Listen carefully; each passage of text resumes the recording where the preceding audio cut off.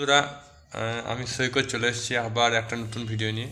আর আজকে আমার reaction video. তো যে একটা ইউটিউবার আছে, হুম, নাম করা ইউটিউবার, সে সবসময় কন্ট্রোভার্সি করার চেষ্টা করে। বুঝতে পেরে গেছো কাকে বলছি, থাম্বনেল দেখে বুঝতে পেরে গেছেন।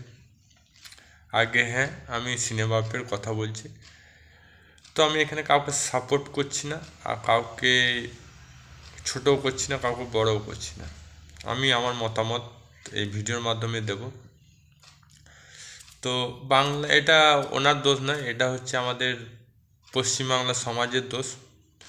যখনই কোনো সোশ্যাল মিডিয়াতে কেউ যখন উপরে উঠতে পারে না, বা তার ভিউ ডাউন হয়ে যায়, বা তার রিচ কমে যায়, তখন কি করে, বা সাবস্ক্রাইবার কমে যায় বা রিচ কমে যায়, যাই হোক, যখন লাইমলাইটে থাকে না, তখন কি করার চেষ্টা করে, সে কন্ট্রোভার্সি করার চেষ্টা করে। এবার সে প্রথমে তো বঙ্গায়ের পিছনে পড়েছিল, এখন চেষ্টা করছে দেবের পিছনে পড়া। তো এবার দেখো, ঘটনাটা হয়েছে একটা অজুহাতে থাকে, সে অজুহাতটা নিয়ে ভিডিও করবে। এবার কি করেছে দেবের একটা, মানে প্লাস পয়েন্ট বলবো না মাইনাস পয়েন্ট বলবো আমি জানি না। তো দেব যা কিছু করে সে প্রচার করতে ভালোবাসে, অ্যাডভার্টাইজমেন্ট, হ্যাঁ, যা কিছু করে, সে সিনেমা প্রমোশন হোক বা যাই হোক। তো সে একটা কাজ করেছে, নর্থ বেঙ্গলে অনেক ক্ষয়ক্ষতি হয়েছে, তো নর্থ বেঙ্গলের পাশে দাঁড়িয়েছে এবং সেটা পোস্টার করে প্রচার করেছে। আর সেটাকে কাজে লাগিয়ে সিনেমা অনেক কটূক্তিভাবে কবিতা বলে, এবং সেটা নিয়ে কন্ট্রোভার্সি তৈরি হয়, পরে হয়তো ক্ষমা চেয়ে নেয়। এটা একটা সিস্টেম, মানে যখনই রিচ ডাউন হয়ে যাবে একটা কিছু ঝামেলা তৈরি করবে, পরে ক্ষমা চেয়ে মিটমাট করে নেবে। তো আমি একটাই কথা বলবো ভাই, মানুষ দু রকম হয়। একটা হয় মানুষ দেখানো পছন্দ করে, যেমন দেব দেখাতে পছন্দ করে, বিজ্ঞাপন করতে পছন্দ করে, প্রচার করতে পছন্দ করে, হ্যাঁ। আর একটা মানুষ আছে গোপনে গোপনে করে, মানে প্রচার করতে খুব একটা ভালোবাসে না, যা করবে করবে, মানুষকে জানায় না। হ্যাঁ, তার প্রমাণ অনেক আছে। অনেকে আইফোন কেনে, ফেসবুকে পোস্ট করে আমি আইফোন কিনেছি। আবার অনেকে আছে আইফোন কেনা সত্ত্বেও পোস্ট করে না, কাউকে জানাতে চায়নি যে আমি আইফোন কিনেছি। এটা একটা এক্সাম্পল দিলাম। এবার কাউকে ছোট করে বড় হওয়া এটা ঠিক নয়।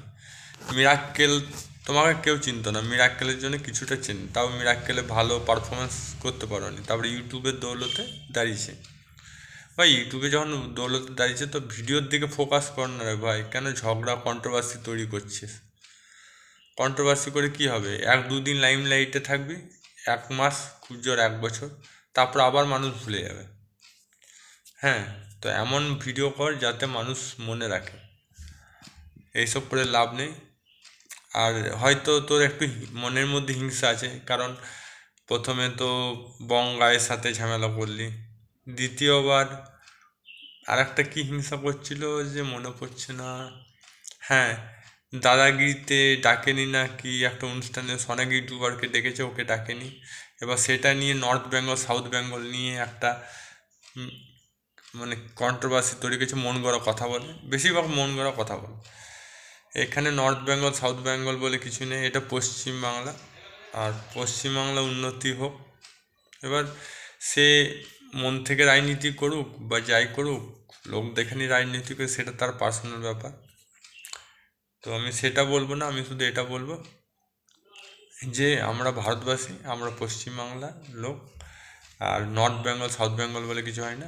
যারা উপকার করার সে উপকার করবে, যারা উপকার না করার সে উপকার করবে না। যার দান করার ইচ্ছা আছে, লোক দেখিয়ে হোক আর না দেখিয়ে হোক, সে দান করবে।